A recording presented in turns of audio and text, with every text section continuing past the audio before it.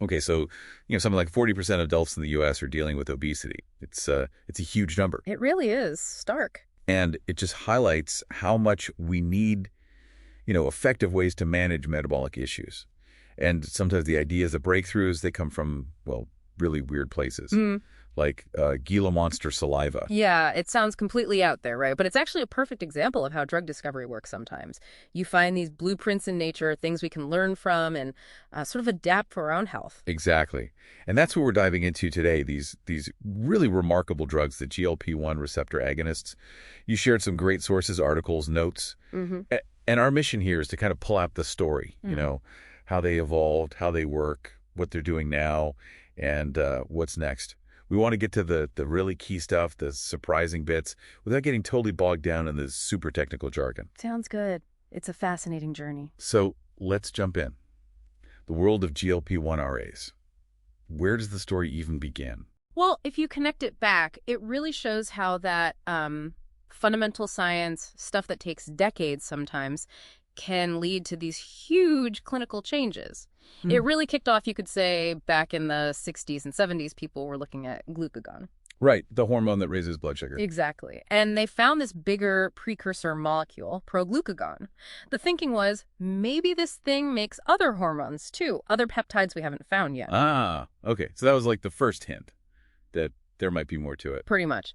Then, fast forward to the early 80s, say 80 to 83, researchers mapped out the whole sequence, the amino acids, the gene for proglucagon, and that confirmed it. It showed, yes, this molecule can be chopped up differently in different parts of the body to make various active things. That was foundational. Then, the big moment, 1986. Svetlana Mojsov's group, they found it. GLP-1 737. Where did they find it? In L cells, down in the intestine. And crucially, they identified it not just as some fragment, but as an active hormone itself. Right, and then things started moving faster, didn't they? Yeah. The very next year. That's it. 1987. They figured out its main trick, that potent glucose-dependent insulin stimulation. Glucose-dependent. Why is that part so important? Because it means GLP-1 tells the pancreas to release insulin mainly when blood sugar is high. If your sugar is normal or low, it doesn't push it down further. So much lower risk of hypoglycemia, dangerously low blood sugar compared to some of the older diabetes drugs. That was a huge safety win. Okay, that makes sense. A built-in safety switch almost. But there was still more to learn about the bigger picture, how the body handles sugar after eating, right? Yeah, exactly. This brings up this thing called the incretin effect. Researchers in the late 80s, early 90s, they nailed this down. The incretin effect. What's that? Well, they noticed that if you eat or drink glucose, your body releases way more insulin than if you get the same amount of glucose injected straight into your vein. It turns out hormones released from your gut when you eat are responsible. And GLP-1, along with another hormone called GIP, were pinpointed as the key players, the incretins.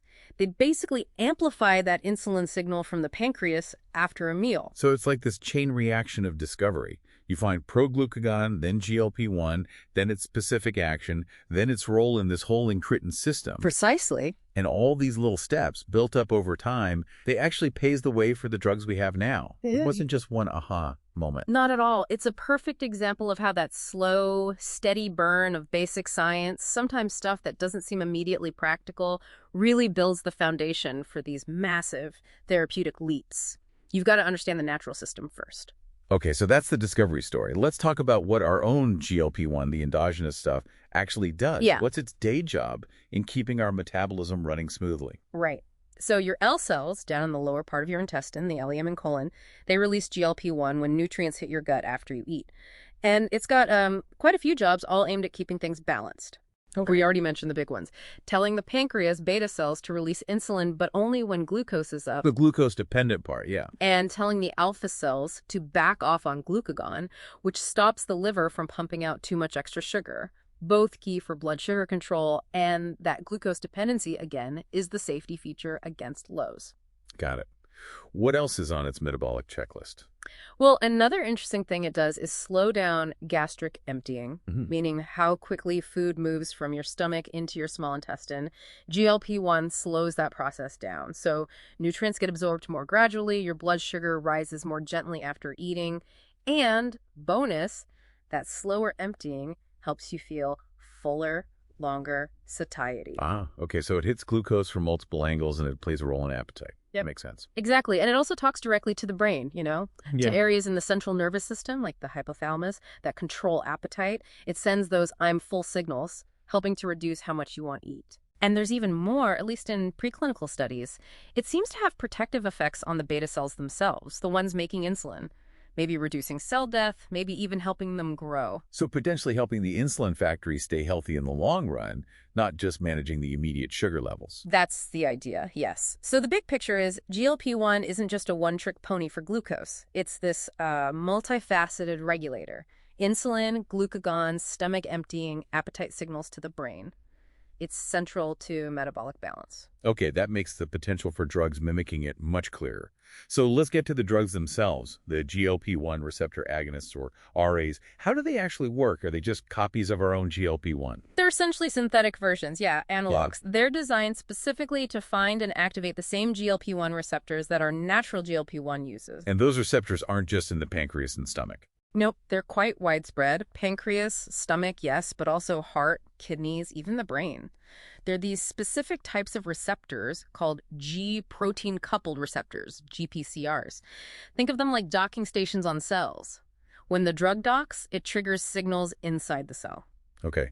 And because those docking stations are in so many places, the drugs can have all these different effects throughout the body. They basically mirror what endogenous GLP-1 does. So enhanced insulin when needed, less glucagon, slower digestion, feeling fuller, all that stuff. Pretty much, yes. They activate those receptors and kick off those same physiological responses. But you said our own GLP-1 disappears really quickly, right? Like minutes? Right. That's the key challenge they had to solve. Natural GLP-1 gets chewed up incredibly fast, like a half-life of maybe 2 minutes by this enzyme called DPP-4, peptidase 4. So it wouldn't be very useful as a drug if it just vanished instantly. Exactly. So this is where the clever molecular engineering comes in. The GLP-1RAs are designed to resist that DPP-4 breakdown. Or they have other modifications, maybe a fatty acid chain attached, or they're fused to a big protein like albumin. And what do those modifications do? They basically make the drug molecule last much, much longer in the bloodstream. Instead of minutes, they can last for hours or even days for the newer ones, giving you that sustained therapeutic effect from a single dose. Ah. Okay, so the real breakthrough wasn't just finding GLP-1, but figuring out how to make a version that actually sticks around long enough to be a useful medicine. Precisely. Understanding the limitation, that short half-life, and then engineering a way around it was absolutely crucial to turning this interesting hormone into a whole class of effective drugs. Which brings us back to the Gila monster. That wasn't just a random fact then. It actually played a role in these early drugs. It really did. It was a completely unexpected twist. Researchers found this peptide, exendin-4, in its saliva. Structurally, it looked a bit like human GLP-1, but here's the kicker. It was naturally resistant to that DPP-4 enzyme. So it lasted longer on its own. Yeah. So this lizard-spit peptide basically gave them a natural head start, a template for a longer-acting GLP-1 drug. That's wild. Okay, so they used this insight. What were the first actual drugs based on this, and what were they initially used for? Well, the first focus was definitely type 2 diabetes. Makes sense, right?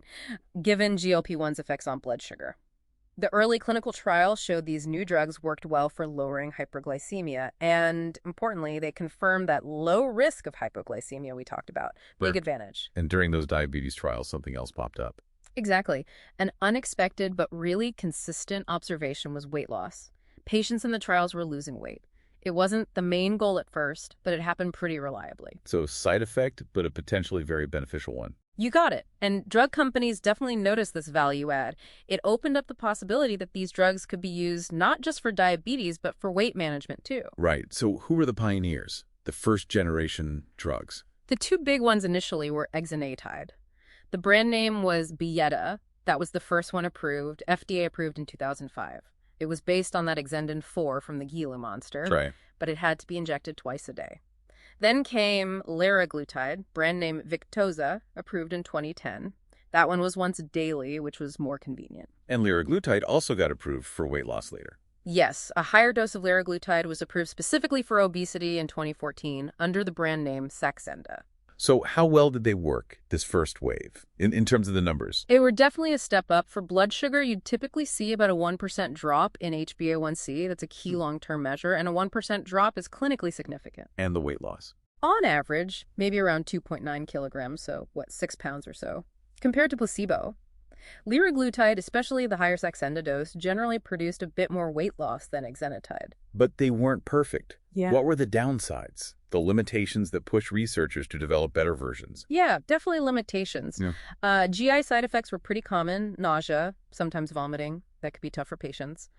The twice-daily shots for Byetta weren't ideal for adherence. Right. And while they caused weight loss, it wasn't, transformative for everyone. The way the drugs behaved in the body, the pharmacokinetics could be better. And like any new drug class, cost and access were issues too. So those drawbacks, the side effects, the dosing frequency, the amount of weight loss, they basically set the stage for the next generation. Absolutely. The first generation proved the concept worked, that GLP-1 agonism was a valid therapeutic strategy. But their limitations really drove the innovation, pushing for drugs that were longer acting, hopefully more effective, maybe better tolerated, and that's exactly what we got next. It fueled a ton of R&D. Okay, which brings us to today. The current powerhouse therapies. Sounds like things have really ramped up. Oh, massively. The market now is really dominated by two big players, Novo Nordisk and Eli Lilly, and they've brought out some truly game-changing GLP-1-based drugs. We've got longer-acting injectables, even that oral pill now. Right. Let's talk about some of the main ones. Injectable semaglutide, Ozempic, and Wegovy. Those seem huge. They are. It's the same drug, semaglutide, just different doses and brand names. Ozempic for type 2 diabetes, Wegovy is the higher dose for obesity. It's just a once-a-week injection, which is great for convenience. And the results are impressive, strong glucose lowering with Ozempic and really significant weight loss with Wegovy, often, 10% of body weight, sometimes quite a bit more. 10% or more, wow. And the oral version of semaglutide, Rybelsus. That's a big deal for people who dislike needles. Huge deal. Rybelsus is a once-daily tablet for type 2 diabetes. Getting a peptide drug like semaglutide to be absorbed orally to survive the stomach and get into the bloodstream, that was a major scientific hurdle they cleared. Really clever formulation technology there. What else is big right now? Trulicity. Yep, dulaglutide or Trulicity.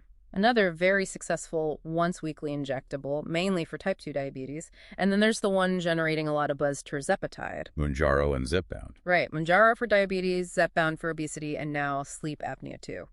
What's different about tirzepatide is it's a dual agonist. It hits both the GLP-1 receptor and another incretin receptor, the one for GIP. And combining those two actions makes it even more powerful. That's what the data strongly suggests, yeah. Tirzepatide has shown, well, frankly, superior results in many trials for both blood sugar control and weight loss. We're talking weight loss averages sometimes exceeding 20% with Zepbound. That's remarkable. 20%, wow, okay. And there are others, too, like longer-acting exenatide. Yeah, exenated IER, brand name by Durion, that's a once-weekly version. And lixisenatide, Adlixin or Lixumia, that's a once-daily injectable. So quite a few options now. So just focusing on type 2 diabetes for a second. How much better are these current drugs compared to what came before, or even the first-gen GLP-1s? They've really moved the goalposts. That 1% HbA1c reduction from the first gen was good, but many of these newer ones, like semaglutide and dulaglutide, often achieve that or better. And tirzepatide, like I said, has shown reductions closer to 2.1% in some studies. That's substantial. So it's no surprise they're recommended early on in treatment now. Exactly. Because they're so effective, plus they help with weight loss and have that low hypoglycemia risk, many guidelines now recommend GLP-1RAs as the first injectable therapy to consider for type 2 diabetes, often even before insulin for many patients. And the story for obesity treatment is even more striking, it sounds like. From maybe 6 pounds with the early drugs to potentially over 20% body weight loss with tirzepatide. It's a completely different league. We're now seeing pharmacological treatments approaching the effectiveness of bariatric surgery, which is just incredible. It opens up effective treatment for so many more people. But it's not just about sugar and weight anymore, is it? The cardiovascular benefits are a huge part of the story now. Absolutely crucial. The ADA, the American Diabetes Association, their 2023 guidelines explicitly recommend GLP-1RAs to reduce cardiovascular risk in people with type 2 diabetes who have heart disease or are at high risk. And that's based on big clinical trials. Yes, several large cardiovascular outcomes trials, or CVOTs, trials for liraglutide, injectable semaglutide, dulaglutide, they all showed a significant reduction in MACE. MACE being? Major adverse cardiovascular events, so heart attack, stroke, cardiovascular death. These drugs showed roughly a 13–14% reduction in the risk of those events in people with diabetes at high CV risks. And is that just because they lower blood sugar, or is there more to it? That's the fascinating part. It seems to go beyond just glucose control. The proposed mechanisms include things like improving the heart muscles function and contractility, improving blood flow in the coronary arteries, better endothelial function, that's the lining of the blood vessels, maybe reducing inflammation, lowering blood pressure, improving lipids. It's likely a combination of things. And then there was the SELECT trial. That really shook things up, didn't it? Because it involved people without diabetes. Exactly. SELECT was a landmark study. They took people who were overweight or obese, had established cardiovascular disease but did not have diabetes, and gave them weekly semaglutide, Wegovy. And the results? A 20% reduction in MACE. 20%. Wow. That's huge. It is huge because it clearly showed the cardiovascular benefits of semaglutide aren't solely tied to lowering blood sugar. It decoupled those benefits. This has massive implications for potentially preventing heart attacks and strokes in millions of people with obesity, regardless of their diabetes status. Incredible. And the kidneys? We've seen benefits there too? Yes, definitely. The evidence for renal protection is getting stronger and stronger. The FLOW trial was specifically designed to look at this. What did FLOW find? It studied semaglutide in people with both type 2 diabetes and chronic kidney disease. And it found a very significant 24% reduction in a composite of major kidney outcomes, things like kidney failure, significant loss of kidney function, death from kidney or cardiovascular causes. 24% reduction. That's impressive. It is, and it also slowed down the progressive decline in kidney function over time, the eGFR decline, without causing that initial dip in function that you sometimes see with other kidney protective drug classes like SGLT2 inhibitors. So overall, the class seems good for kidneys. Yes, meta-analyses pooling data from multiple trials confirm that GLP-1RAs as a class reduce the risk of these composite kidney outcomes by around 18–22%. And maybe even in people without diabetes, like the SELECT trial hinted at for the heart. SELECT did show some signals suggesting potential kidney benefits in those non-diabetic obese individuals too, though it wasn't the primary focus. But it adds to the picture. It's really positioning GLP-1RAs alongside SGLT2 inhibitors as fundamental therapies for managing diabetic kidney disease. And maybe, down the line, for broader kidney protection too. It's just amazing how the applications keep expanding. What other frontiers are being explored? You mentioned liver disease. Right. MHH, metabolic dysfunction-associated steatohepatitis, used to be called NASH. It's that serious fatty liver disease linked to obesity and diabetes, and it can progress to cirrhosis and liver failure. And there aren't many treatments for it now, are there? Very few approved options, but several GLP-1RAs, liraglutide, semaglutide, tirzepatide, another one called survodutide, are showing really promising results in clinical trials. They seem to reduce liver fat, inflammation, and help resolve the MASH itself. Is there real-world evidence too? Yeah, some real-world data suggests people using these drugs have a lower risk of progressing to cirrhosis or developing liver cancer. Novo Nordisk is actually planning to file for approval for semaglutide in MASH maybe early 2025. The dual agonists look particularly promising here too. That could be huge for liver patients. Okay, what about all the talk about brain health, Alzheimer's, Parkinson's? Is there anything to it? It's a really hot area of research right now and potentially very exciting. We know those GLP-1 receptors are present in the brain in areas critical for memory, learning, and motor control. So the thinking is that drugs might work there too. Exactly. The proposed ideas, mostly from preclinical work so far, are things like maybe they improve how brain cells use energy, maybe they reduce neuroinflammation, enhance neuron survival, maybe even help clear out those toxic protein clumps like amyloid and tau in Alzheimer's, or alpha-synuclein in Parkinson's, maybe improve blood flow in the brain, lots of possibilities. But what about evidence in humans? It's emerging. Observational studies looking back at large patient databases, published late 2024, early 2025, they've suggested that people using GLP-1RAs, particularly semaglutide in some studies, might have a lower risk of developing dementia, including Alzheimer's and vascular dementia. What about Parkinson's? Parkinson's results are a bit more mixed in those observational studies. Some showed no overall link. One did find a reduced risk specifically with semaglutide, so still a bit unclear there. Are there actual clinical trials testing this directly? Yes, and that's crucial. Liraglutide showed some hints of benefit in an earlier Alzheimer's trial. Right now, there are big phase 3 trials ongoing with oral semaglutide for early Alzheimer's disease, the EVOKE and EVOKE Plus trials. Results are expected maybe September 2025. That will be really telling. And for Parkinson's? Trials there have been mixed too. Exenatide didn't show a significant difference in one major trial.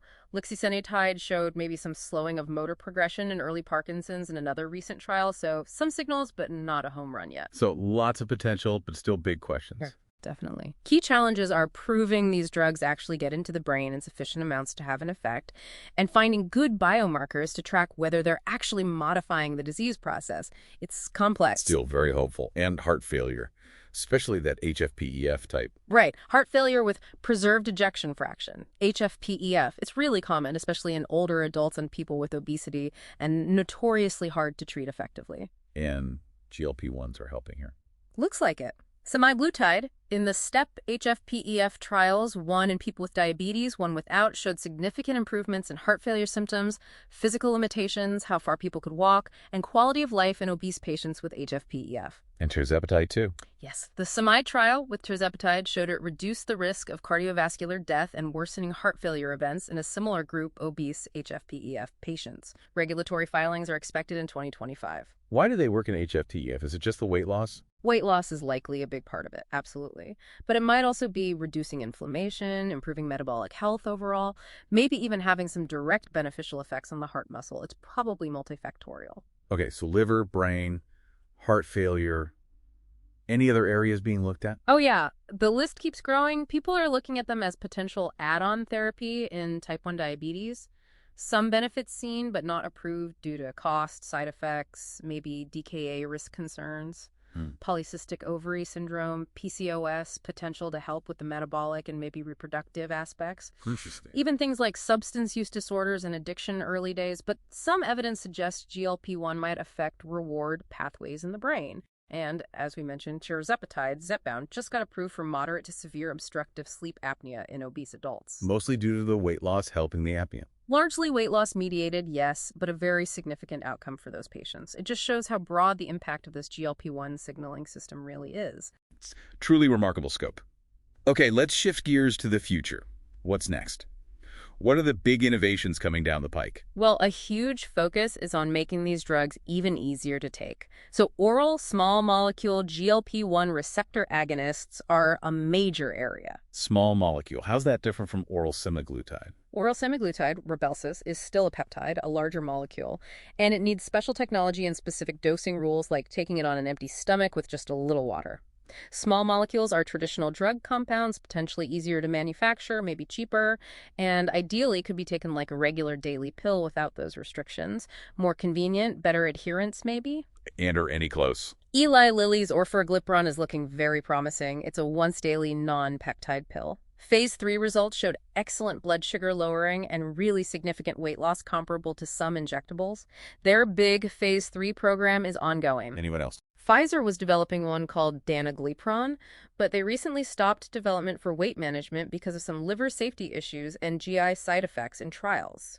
Structure Therapeutics has eleniglipron, another oral small molecule, showing decent early results in Phase 12, and Phase 2 is ongoing. Pfizer also stopped another one, lotiglipron, due to liver enzyme issues. So it's not straightforward. There are safety hurdles with these small molecules. Absolutely. That's the critical thing. The convenience is appealing, but small molecules can have different off-target effects than peptides. Safety and tolerability are going to be watched very, very closely as these progress. But the potential for a simple, effective pill is definitely driving a lot of research. Okay, besides pills, what about making the injectables even more powerful? You mentioned tirzepatide being a dual agonist. Is that the trend? Multi-receptor drugs? Yes, that's probably the other biggest area of innovation right now. The idea is if hitting GLP-1 is good, maybe hitting GLP-1 plus another related receptor or even two others is even better. Get synergistic or additive effects for even greater weight loss or metabolic control. Like tirzepatide hitting GLP-1 and GIP. What else is coming? Novo Nordisk has CagriSema in late-stage trials. That combines semaglutide with cagrilintide, which is an analog of another hormone called amylin. Amylin also helps with satiety and glucose control. Phase 3 results showed very impressive weight loss, significantly more than semaglutide alone. They expect to file for approval maybe early 2026. Wow. What about hitting 3 receptors? Eli Lilly is doing that too. They have retitrutide. It's a triple agonist, GLP-1, GIP, and glucagon receptors. Glucagon? I thought GLP-1 suppressed glucagon. It does, but activating the glucagon receptor in certain ways, particularly alongside GLP-1 GIP agonism, might actually increase energy expenditure and contribute to even more weight loss. The phase 2 results for retitrutide were stunning weight loss, up to an average of 24.2% at 48 weeks. That's deep into bariatric surgery territory. Phase 3 trials are underway now. 24% average. Yep. Incredible. Any others? Boehringer Ingelheim and Zealand Pharma have survodutide, that's a dual GLP-1 glucagon agonist, also showing strong weight loss in phase 2, and it's in phase 3 for both obesity and MeSH. It actually got breakthrough therapy designation from the FDA for MAH. So these multi-agonists could potentially offer weight loss comparable to surgery. The potential is definitely there based on the early and mid-stage data. It could really revolutionize obesity treatment. But again, the key question will be long-term safety and tolerability. Activating multiple powerful hormone pathways simultaneously needs very careful evaluation over the long haul. So it seems the future holds maybe easier to take pills and even more potent injectables. The pace is just incredible. But let's ground ourselves a bit. With all this excitement, what are the really critical things to keep in mind about safety, side effects, and just the overall market picture? Right. It's crucial to have a balanced view. While the safety profile is generally seen as favorable, these aren't risk-free drugs. We know the common side effects are GI issues, nausea, vomiting, diarrhea, constipation. They're usually dose-dependent, often get better over time, but they can definitely limit use for some people. What about the more serious concerns that have come up over the years? Pancreatitis, thyroid cancer. Yeah, those have been watched closely.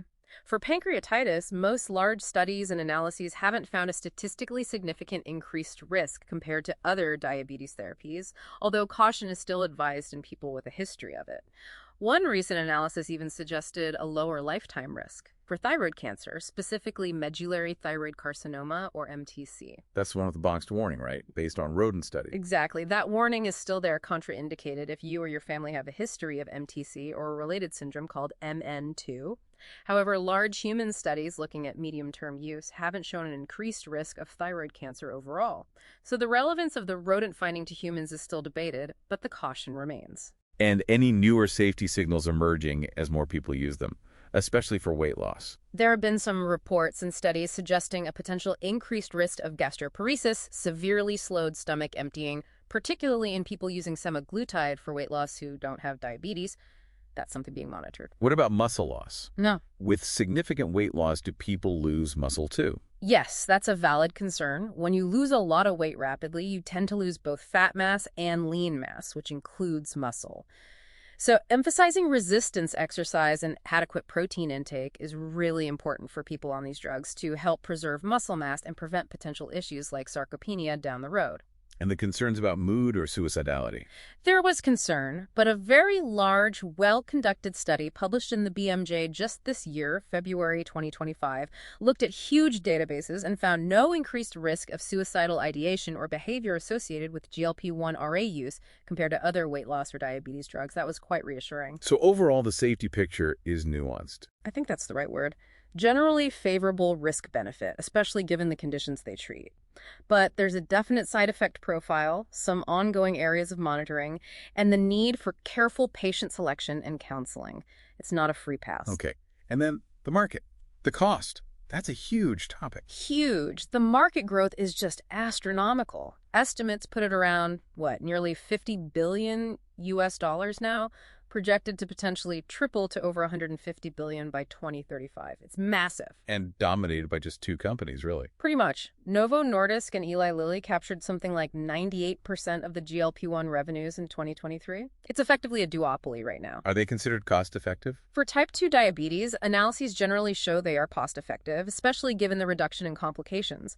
For obesity, the picture is still evolving, but recent analyses comparing, say, tirzepatide to older options or lifestyle alone are starting to show cost-effectiveness there too, particularly for those with related health problems. But the list prices are high. Extremely high.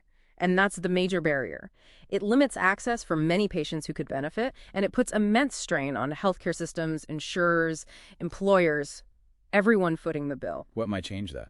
Well, there's a very robust pipeline, over 135 candidates in development, apparently focused on new mechanisms, oral pills, multi-agonists.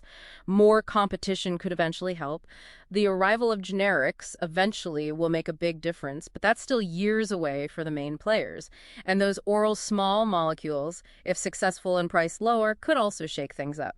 But right now, there's intense scrutiny on pricing and access from payers and policymakers. So it's this complex mix of amazing clinical benefits, high costs, market concentration. Exactly. A real tension between innovation, access, and affordability that needs careful navigation. Okay, so looking ahead then, wrapping things up, what are the biggest challenges or unmet needs that still remain in this whole GLP-1 field? Well, we definitely need more very long-term data, especially for the newer drugs and particularly for obesity use, where people might be on them for decades. We need to know about safety over that time frame, and also how durable are the effects. What happens if people stop taking them? Weight regain is a known issue. Right. Improving tolerability, especially those GI side effects, is still important for keeping people on the medication. Manufacturing and supply have been huge issues. Demand has just massively outstripped supply for some of these drugs. That needs to be addressed alongside the access and cost issues we just talked about. What about understanding how they work? We still don't fully understand all the mechanisms behind all their effects, especially in the brain. For those potential neurodegenerative or addiction applications, how well do they get into the brain? How exactly are they working there? Still, lots to learn. And monitoring them once they're out in the real world. Continuous post-marketing surveillance, pharmacovigilance, is absolutely critical because they're being used by millions and millions of people, often long-term. We need to keep monitoring for any rare or unexpected side effects, track long-term outcomes, see how they work in diverse populations, keep an eye on muscle and bone health. Real-world data is key. It sounds like the future might also need to be more personalized, not just prescribing the same drug to everyone. I think that's definitely where it needs to head. Moving beyond a sort of one-size-fits-all approach, ideally we'd have biomarkers that could predict who will respond best to which drug or who might be more prone to side effects. How would that work? Well, maybe the choice of drug could be guided more precisely by the main goal. Is it primarily glucose control, weight loss, cardiovascular protection, or by the patient's other health conditions? We need more head-to-head studies comparing these different agents. Optimizing combinations with other drugs will be important too. And, of course, considering patient preferences, injection versus pill, dosing frequency, cost. So getting more tailored in the approach. Exactly. That requires more research, biomarker discovery, better clinical decision tools for doctors. But personalization is likely the key to really maximizing the benefits and minimizing the risks for each individual. Wow. Okay, this has been quite the journey through the world of GLP-1s. From lizard spit and basic science to drugs transforming treatment for diabetes, obesity, heart disease, potentially liver and brain conditions. It's really clear these are a major turning point in medicine. Absolutely. It's just fascinating to see how it unfolded from those serendipitous moments and decades of research to becoming this cornerstone therapy impacting millions and offering real hope for conditions that honestly didn't have great pharmacological options before. So what does this all mean for you listening in? We hope this deep dive has given you a kind of shortcut, a way to grasp this really complex and fast-moving field. We tried to pull out the key highlights, the surprising turns, without getting you lost. Yeah, and if you think about the bigger picture, the whole GLP-1 story is just such a powerful illustration of science, right? That persistence, the unexpected twists, how it all builds up to eventually change healthcare in a big way. Absolutely.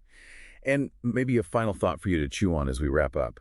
Given how broad the applications are becoming, do you think these GLP-1 therapies might end up being as common, as ubiquitous as statins one day? That's a really interesting question. And maybe the flip side. Right. How do we make sure these drugs, which clearly have life-changing potential, actually get to everyone who needs them equitably? Yeah, that raises that critical question about innovation, access, cost, the big healthcare dilemmas. Lots to think about. We definitely encourage you to explore any parts of this that caught your interest. This was our dive based on the sources you shared, but there's always more layer to peel back. Thanks so much for joining us.